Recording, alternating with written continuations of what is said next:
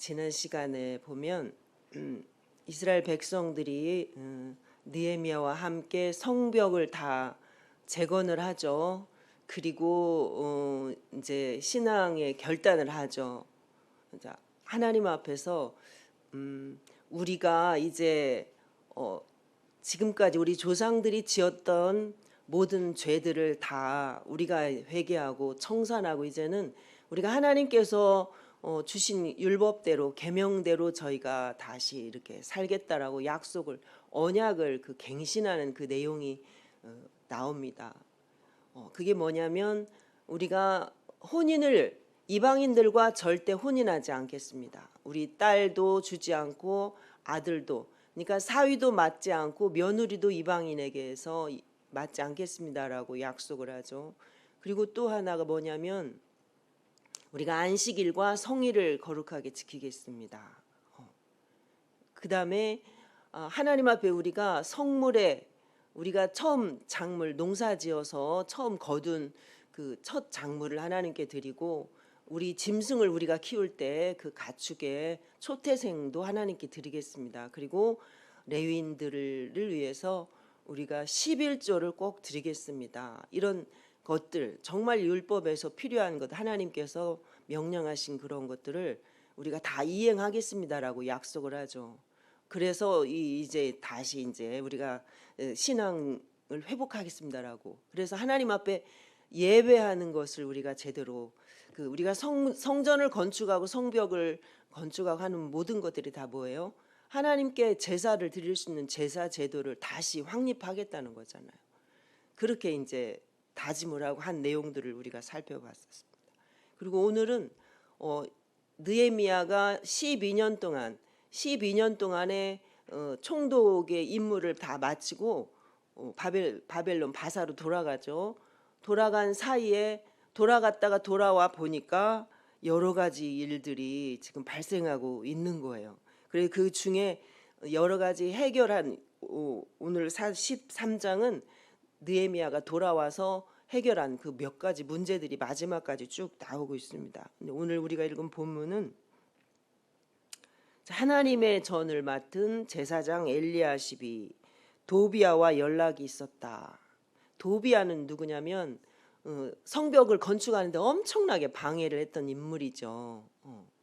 그래서 공사를 방해하고 이거를 위해서 온갖 조롱과 협박을 하고 군사력을 동원하고 이렇게 해가지고 공사를 못하도록 방해한 그런 인물입니다. 그런데 그 도비야를 위해서 그 5절에 보세요. 도비야를 위하여 한 큰 방을 만들었다. 근데 그렇게 누가 했다라는 거예요?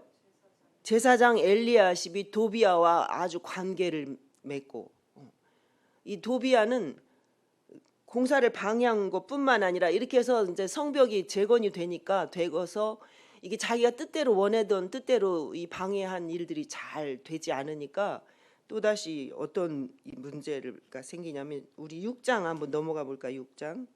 6장 15절부터 방해했던 내용까지는 또 다 살펴보기 그러니까 6장 15절부터 끝 19절까지 한번 쭉 읽어볼까요? 같이 시작. 성벽 52일 만인 엘루월 25일에 끝남에 우리의 모든 대적과 주위에 있는 이방 족속들이 이를 듣고 다 두려워하여 크게 낙담하였으니 그들이 우리 하나님께서 이 역사를 이루신 것을 알미니라. 또한 그때에 유다의 귀족들이 여러 번 도비야와 편지하였고 도비야의 편지도 그들에게 이르렀으니 도비야는 아라의 아들 스가냐의 사위가 되었고 도비야의 아들 여호하난도 베레가의 아들 무술람의 딸을 아내로 맞이하였으며 유다에서 그와 동맹한 자가 많음이라. 그들이 도비야의 선행을 내 앞에 말하고 또 내 말도 그에게 전하매 도비야가 내게 편지하여 나를 두렵게 하고자 하였느니라. 아멘. 그러니까 도비야가 이스라엘의 성벽 공사를 방해한 엄청난 그 대적이었는데 지금 보니까 어때요? 많은 유다의 귀족들과 교제하고 친분 관계를 맺고 혈연 관계를 맺고 이렇게 해서 이 사람과 엄청나게 이렇게 친밀하고 가까워진 걸 이제 볼 수가 있죠. 그리고 도비아의 선행을 느헤미야에게 말했다 이렇게 말하죠. 그렇게 말하면 이게 말이 맞는 말이에요? 안 되는 거잖아요. 말도 안 되는 거잖아요. 그런데 그만큼 이 사람이 이제 깊숙이 침투해 와가지고 유다의 이 귀족들 뭐 지도자들 이런 사람들과 아주 굉장히 가까워진 거예요. 그러니까 느헤미야가 없는 사이에 이제 이 문제가 발생을 한 거죠.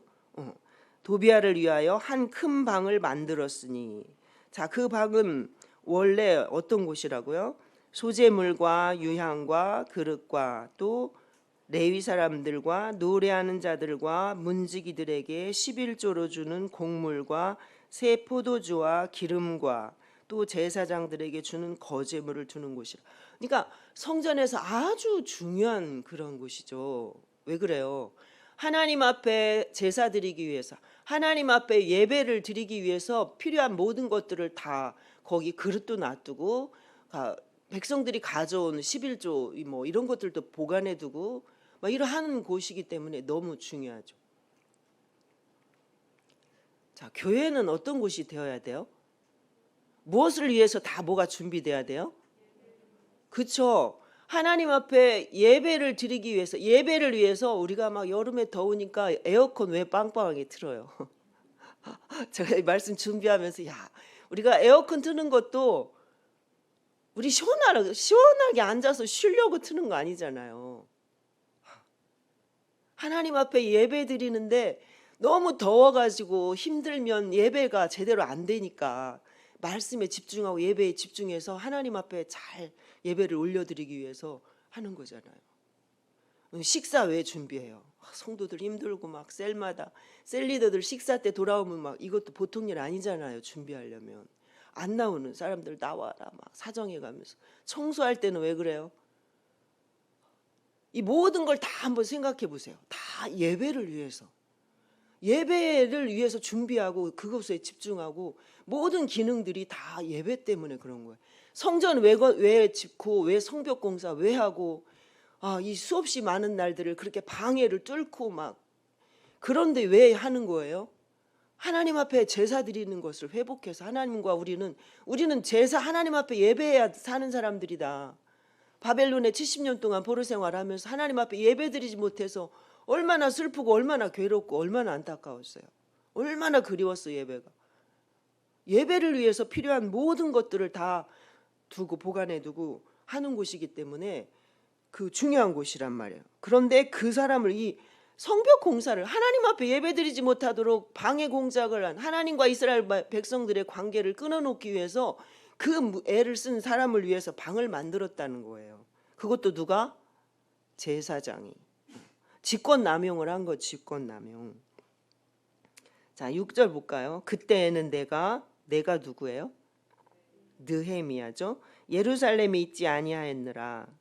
바벨론 왕 아닥사스다 32년에 내가 왕에게 나아갔다가 며칠 후에 왕에게 말미를 정하고, 그러니까 며칠 한 1년 정도 돌아온 기간이, 왜냐하면 이게 바벨론 왕 아닥사스다 32년 이렇게 이게 연도가 나오니까 돌아왔단 말이에요. 그런데 예루살렘에 와서 보니까 엘리야십이 도비아를 위하여 하나님의 전뜰에 방을 만든 악한 일을 안지라. 내가 심히 근심하여 도비아의 세간을 그 방 밖으로 다 내어 던지고.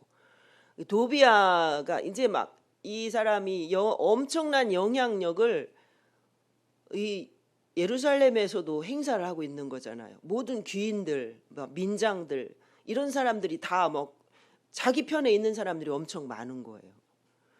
그러니까 이제 세력이 막 커졌죠. 이 사람이 영향력이 깊숙이 영향을 행사하고 있는 거죠.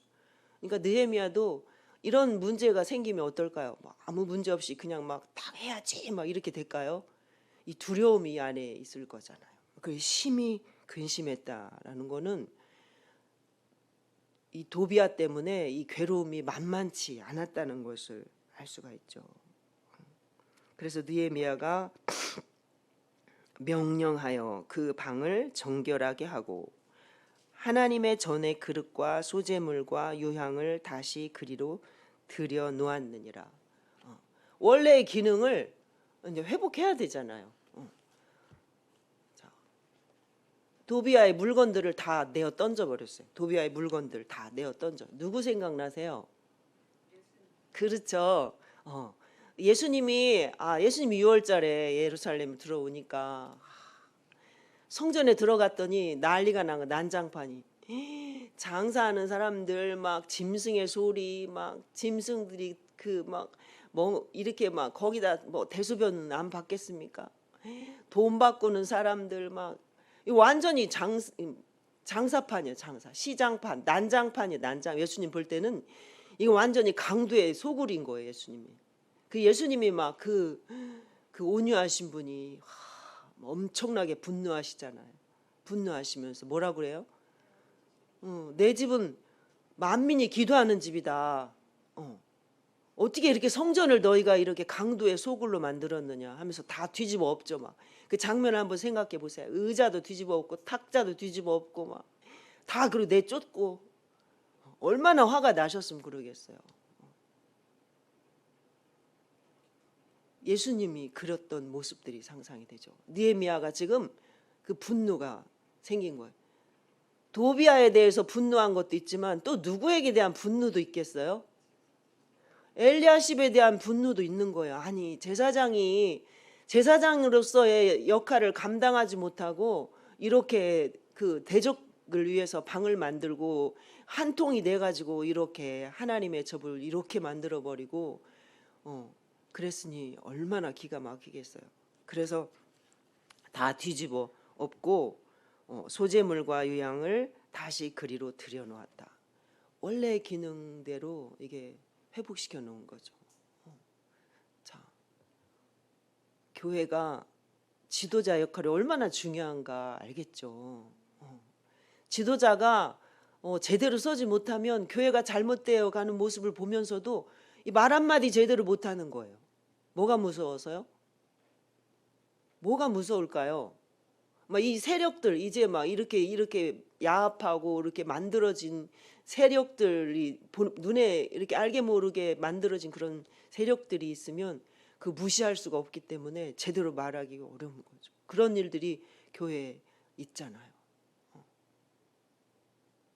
그래서 목회자가 그 강단에서 밀려나서 교회 밖으로 쫓겨나는 일도 생기게 되고. 근데 느헤미야도 잘못하면 이런 일이 생길 수 있을까 없을까요? 있을 수 있겠잖아요. 있을 수 얼마든지 있단 말이에요. 그런데 느헤미야는 그런 거 생각 안 하죠. 어디 하나님의 전을 감히 이런 자에게. 도비아는 자기의 모든 그 계획이 숲으로 돌아갔지만 이제 다시 이 깊숙이 이 성전으로 들어와갖고 이제 방을 딱 성전에 한 큰 방을 하나 딱 차지하고 앉아가지고 그곳에서 어떤 영향력을 행사를 하려고 하는 거잖아요. 그럼 이 귀인들, 민장들 이런 사람들이 다 도비아와 친분 관계, 혈연 관계, 그 사돈 관계 막 이렇게 다 되어 있는데 누가 뭐 도비아에 대해서 뭐라고 말 한마디나 제대로 할 수 있겠냐고요. 참 심각한 문제인 거죠. 교회 안에 어떤 잘못된 사람이 들어와서 잘못된 세력을 만들어가고 그 세력이 커지고 이랬을 때 지도자가 어떻게 해야 될 것인가. 과감하게 그 즉시 이런 일들을 처단을 해야 된다 하는 것들을 오늘 우리가 말씀을 통해서도 살펴볼 수가 있겠습니다. 자, 오늘 제가 두 가지 말씀드리고 싶은데요. 하나는 교회는 원래 교회의 목적대로 그렇게 우리 기능들이 사용되어져야 된다. 교회는 하나님 앞에 예배드리기, 교회당이 하나님 앞에 예배드리기 위한 그 장소이고 건물이고 그러기 때문에 거기에 목적에 맞게 사용되어야 되죠. 그런데 이게 어떠한 사람들의 이익을 위한 어떠한 그런 곳으로 사용된다든가 그런 사람들이 들어와 가지고 행세를 한다든가 이러면 절대 안 된다라는 거죠. 자, 우리는 하나님의 다 교회잖아요. 우리가 하나님의 성전이잖아요. 그죠? 너희가 하나님의 성전인 것과 하나님의 성령이 너희 안에 거하시는 것을 알지 못하느냐 이렇게 말씀하셨잖아요. 우리는 다 성전이란 말이에요. 우리는 하나님 앞에 예배하는 삶을 살아야 하는 그런 사람들이에요. 그런데 우리가 모든 우리의 삶의 모든 것들이 하나님 앞에 예배를 위한 삶이 되어야 되지. 우리 안에 뭐 정말 잡다한 것들, 우리 안에 그 성도에게 필요하지 않은 그 모든 온갖 것들, 우리가 세상에서 살다 보니까 이 세상적인 사람들이 가지고 있는 거, 누리는 거, 모든 것들을 다 우리도 흡수하고 우리가 받아들이고 우리 안에 가지고 있으면 그거는 하나님이 우리를 구원하신 목적대로 우리가 살고 있는 게 아닌 거잖아요. 성전은 원래의 기능대로 하나님께서 원래 만든 성전을 하나님께서 세우신 목적대로 그 기능이 사용되어야 되는 거죠.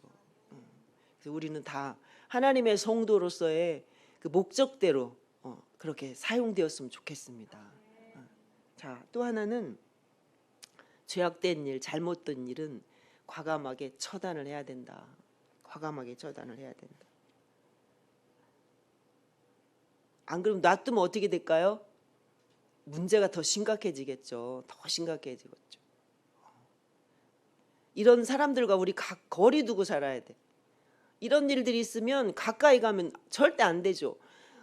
성전과 성벽을 왜 건축했어요? 왜 건축했어요? 피땀 흘려서 잠도 안 자고 너무나 힘들게. 왜 그랬어요? 하나님 앞에 우리가 정말 하나님 백성답게 살겠다, 하나님 앞에 예배드리며 살겠다라고 한 거잖아요.